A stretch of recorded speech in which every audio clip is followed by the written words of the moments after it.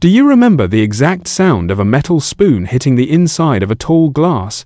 That bright, hollow ring bouncing off chrome and glass and tile, right before the fizz of a fresh cherry Coke hit your ears a half-second later.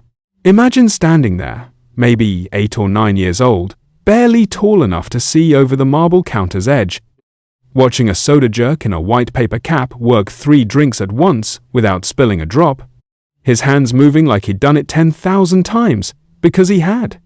Before we get into it, hit that subscribe button and tap the bell, because this channel isn't about the presidents and the wars you already learned in school. We're here to remember the America we actually lived through, the ordinary Tuesday afternoons, the textures and sounds and smells that made up the real fabric of daily life, the places that shaped how strangers became neighbors. Today we're going back to the soda fountain, and I promise you, by the end of this, you'll understand exactly why nothing since has ever quite replicated what that room used to do to a community. The story starts earlier than most people think, back in the 1830s and 1840s, when pharmacists first began carbonating water on site as a supposed health tonic, believing bubbly mineral water carried medicinal properties.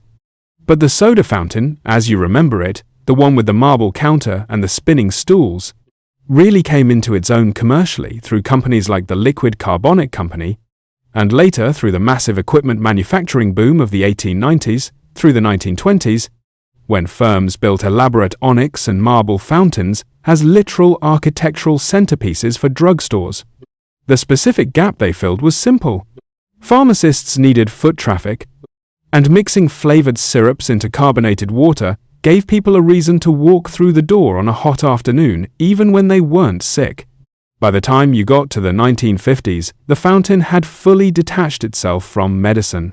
It had become something else entirely, a genuine third place, half restaurant and half town square, usually still tucked inside a drugstore like Rexall or a local 5 and dime like Woolworth's, but sometimes standing entirely on its own as a dedicated soda shop. Walk in with me. The door usually had a brass push bar, worn smooth and slightly darkened, right where 1,000 hands had pressed it before yours.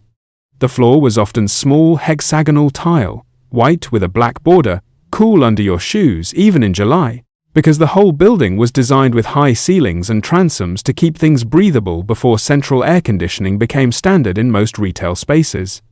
The counter itself, stretching sometimes 40 or 50 feet, was frequently real marble or a marble composite, chosen specifically because it stayed cold to the touch and resisted staining from syrup spills. Down the length of it sat the stools, chrome-legged, vinyl-topped, usually red or turquoise, bolted to the floor at precise intervals so that even a packed counter kept a rhythm to it. Elbow room built right into the architecture.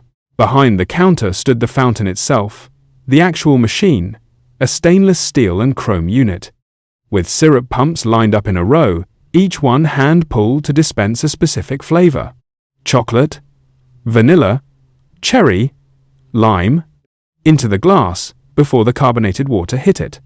The carbonation came from a CO2 tank system feeding a carbonator, and the ice came shaved or cubed from a dedicated ice machine, because texture mattered. A phosphate needed crushed ice, a malted needed the ice worked into the milk itself. You'd hear the hiss of the soda gun, the rattle of the malt mixer, usually a Hamilton Beach unit, its metal cup spinning at what felt like an impossible speed. And underneath all of it, the low hum of the compressor keeping everything cold. The soda jerk himself, and it was almost always a young man or teenage boy in this era, wore a white paper cap and a bow tie, sometimes an apron. And he had a whole private vocabulary you'd catch pieces of if you listened closely. Shorthand terms shouted back to whoever was working the register or the grill, phrases that sound almost like a foreign language now. He worked the marble counter with a bar spoon in one hand and a scoop in the other, building a proper sundae in layers, syrup first, then ice cream, then more syrup, then whipped cream from a siphon canister, then a maraschino cherry set, with real precision on top, because presentation mattered even for a nickel dish. Behind him, the mirrored back bar held rows of glassware, the tall fountain glasses for sodas, the shorter parfait glasses for sundaes, the metal malt cups nested inside taller glasses, so you got both the machine cup and a fresh glass to drink from.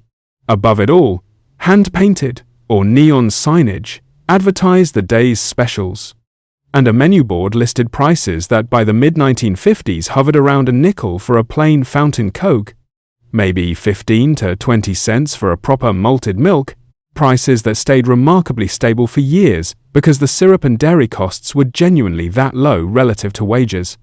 The booths, if the space had them, were usually wood and vinyl construction along the windows, giving you a view onto Main Street, and the whole layout was engineered so you could see and be seen, so a wave through the glass to someone walking by was part of the daily choreography. You felt the specific mechanical clatter of the register drawer, a heavy, satisfying thunk, the smell of malt powder and chocolate syrup mixing with the ammonia-tinged coldness rolling off the ice cream cabinet, the faint undertone of cigarette smoke that hung over nearly every public interior of that decade. But here's the thing people rarely talk about when they get nostalgic about soda fountains, and it's the part that actually explains why the room worked the way it did. That counter design, the stools bolted in a row facing the same direction, wasn't chosen for efficiency. It was chosen because it forced conversation between strangers. You couldn't sit at a soda fountain counter and stay fully anonymous the way you can at a coffee shop table angled toward a laptop screen. You sat shoulder to shoulder with whoever came in, facing the same mirror, the same soda jug, and small talk became almost unavoidable. Teenagers used the fountain as a genuinely unsupervised but publicly visible meeting spot, which mattered enormously to a generation of parents trying to figure out where their kids could safely socialize outside the home. Economically, the fountain also served as an anchor tenant strategy for drugstores, pulling in daily repeat foot traffic that then browsed the rest of the store, buying film, cosmetics, aspirin on the way out. It was retail architecture built around forced, low-stakes human contact, and very few people who grew up inside it ever stopped to notice that the design itself was doing that social work quietly, in the background, every single day. So what actually killed it? The decline wasn't one single event. It was a slow convergence of real economic and regulatory pressures stacked across 2 decades. The rise of the automobile-centered suburb after the war pulled populations away from walkable downtown drugstores and towards strip malls and eventually shopping centers, where the anchor tenant model shifted to supermarkets and later fast food chains. Chain drugstores themselves began phasing out fountains through the 1960s and into the 1970s. Because the labor cost of a trained soda jug, mixing individual drinks by hand, became harder to justify. Against the rise of pre-bottled, pre-canned soft drinks from Coca-Cola and Pepsi, which by then had built out massive bottling and vending infrastructure that made a fountain mixed drink feel comparatively slow and expensive to produce. Rexall itself, once one of the largest drugstore chains built heavily around fountain culture, saw its franchise model strain and eventually collapse through the 1970s as independent owners converted or closed. Health and safety code changes around food service licensing also pushed many drugstore owners to simply rip the fountain out rather than maintain a separate food service compliance burden alongside their pharmacy operations. And the broader shift of American retail towards self-service, lower labor formats meant that anything requiring a skilled worker standing at a counter for 8-hour shifts became a cost center rather than a draw. By the early 1980s, finding a real marble counter felt like stumbling into a museum. Now think honestly about what replaced it, because the comparison deserves real fairness in both directions. Modern coffee shops give you things the fountain never could. Genuinely superior espresso equipment capable of precise temperature and pressure control. A global sourcing chain that puts specialty-grade beans in front of you that no 1950s drugstore could have dreamed of stocking. Air conditioning that's simply better and more reliable. Free Wi-Fi that lets you work for hours. And a menu built around customization down to the milk type and syrup pump count, tailored to you individually.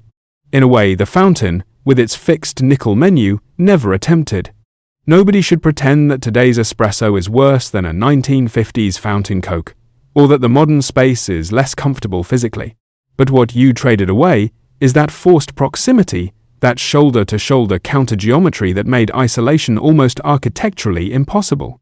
Today's coffee shop is engineered, whether the owners intend it or not, around solitary productivity.